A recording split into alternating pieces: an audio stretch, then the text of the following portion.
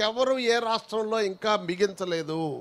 మొన్న మోడీ గారు చెప్పాడు, ఎస్ భారతదేశంలో నదుల అనుసంధానం తీసుకురావాల్సినటువంటి సమయం ఆసన్నమైందని ఇప్పుడు కేంద్ర ప్రభుత్వం ఆలోచిస్తూ ఉంది. మహిళలకి ఆస్తిలో సగం వాటా ఏమండి, సమాజంలో సగం భాగం మహిళలే కదా ఉంది. మహిళల గురించి ఎవరన్నా ఆలోచించారా ప్రభుత్వాలు పూర్వం?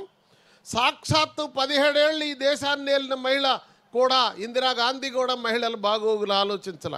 కానీ మా అన్నగారు రాగానే నా తెలుగింటి ఆడపడుచులను నోరారా నిండుగా పిలుచుకునేవాడు. ఎక్కడ కనపడినా ఆడపడుచులకి కావాల్సినటువంటి ఆస్తిలో హక్కు ఇచ్చాడు ఆయన. ఆనాడు 40 ఏళ్ల నాడు ఆస్తిలో సగం వాటా ఇస్తే కేంద్ర ప్రభుత్వం మొన్న 3 సంవత్సరాల క్రితం ఇచ్చింది.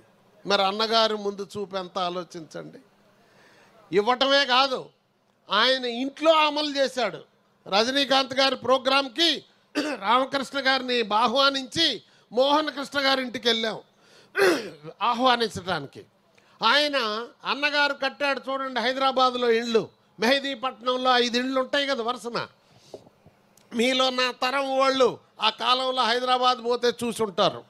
జూ చూసి, సాలార్జింగ్ మ్యూజియం చూసి, ఆ తర్వాత హైకోర్టు చూసి, అన్నీ చూసి అదిగో మెహదీపట్నంలో అన్నగారి ఇళ్ళని ఆ టూరిస్ట్ వాళ్ళు చూయించేవాళ్ళు మనకి. ఆ ఇంట్లో ఉన్నాడు. అక్కడికి పోతే మోహన్ కృష్ణ గారి వైఫ్ చెప్పింది, ఈ ఇల్లు గురించి మేము ఇట్లా జరిగిందని చెప్తే అవన్నది ఈ ఇల్లు నా పేరుతోనే ఉంది. మా మామగారు పిల్లలు మీకు బాగా చూసినా చూడకపోయినా నీకు భద్రత కోసం కోడళ్ళ పేరుతో ఇల్లు రాసినాడు ఎన్టీ రామారావు గారు ఆ రోజుల్లోనే 78లో. ఎంత చిత్తశుద్ధి అండి.